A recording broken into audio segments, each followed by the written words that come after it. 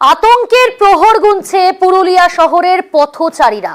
বিপজ্জনক বাড়িতে ছেয়ে গিয়েছে পুরুলিয়া শহর।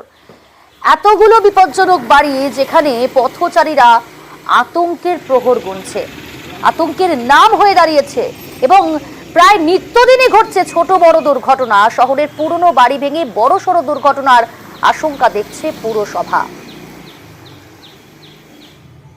রাস্তা দিয়ে লোক পেরাচ্ছে, তারা যে কোনো সময় পড়ে যেতে পারে। আতঙ্কে আছে, লোক বাচ্চা ছেলে নিয়ে যাচ্ছে রাস্তায়, যে কোনো সময় দুর্ঘটনা ঘটতে পারে।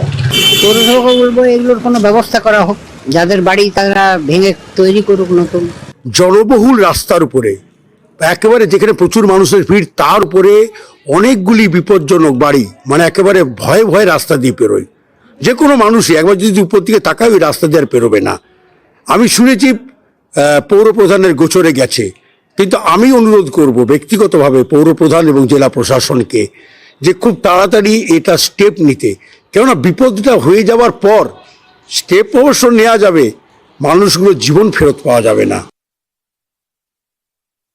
এটা কতটা বিপজ্জনক, এই যে ভেঙে পড়েছে? ভয়ানক। না আপনাদের ক্ষতি হতে পারে?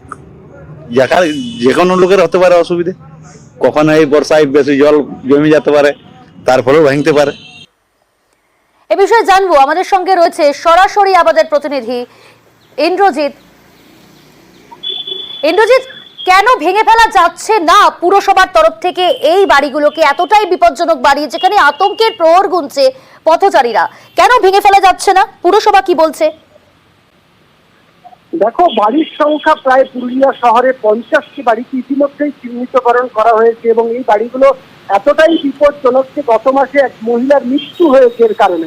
ফলে ছোট বড় ঘটনা ঘটছে এবং সামনে বর্ষাকাল পড়তেই আবার বিপজ্জনক হয়ে উঠবে বেশি করে। তার কারণ হচ্ছে বর্ষা পড়লে এই বাড়িগুলো আবার ভয়ঙ্কর আকার ধারণ করবে এবং পুরুলিয়া শহরের বুকে এই ধরনের বাড়ি থাকাতে আতঙ্ক পরিবেশ তৈরি হয়েছে। পথচারীরা আতঙ্কের মধ্যে দিয়ে যাচ্ছে। ইতিমধ্যেই পুরুলিয়া পৌরসভা এই বাড়ির মালিকদের নোটিশ দিয়েছে, কিন্তু একটা সমস্যা রয়েছে।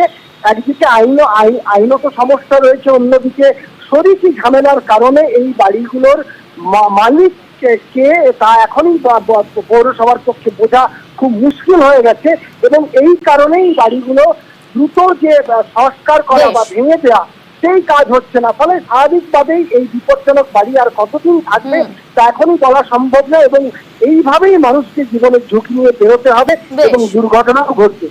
অনেক ধন্যবাদ।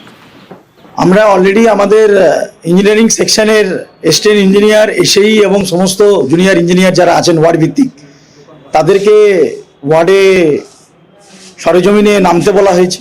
কোন কোন বাড়ি ড্যামেজ অবস্থায় রয়েছে, কোনগুলি ভগ্ন অবস্থায় রয়েছে, বিভিন্ন জায়গা থেকে যে সমস্ত অনেকে চিঠি দিয়ে জানাচ্ছেন, পাবলিকলি ফোন করে জানাচ্ছেন এবং আমরা মোটামুটি শহরে জানি কোন কোন এলাকায় কোন গলিতে কোন কোন বাড়িগুলো ভগ্নদশা অবস্থায় রয়েছে, যে কোনো সময় ইনসিডেন্ট ঘটে যেতে পারে। সেইগুলোকে চিহ্নিতকরণ প্রায় হয়ে আসছে, লিস্ট তৈরি হচ্ছে। আমরা বাড়ির মালিকদের নোটিশ করছি, যারা কর্তৃপক্ষ যে ইমিডিয়েট ব্যবস্থা নিন, কারণ এটা তো বাড়ির মালিকের দায়িত্ব। ওই বাড়িগুলোকে আমরা ঘোষণা করব, ইনসিডেন্ট যাতে না ঘটে তা ডিমোলাইজড করব।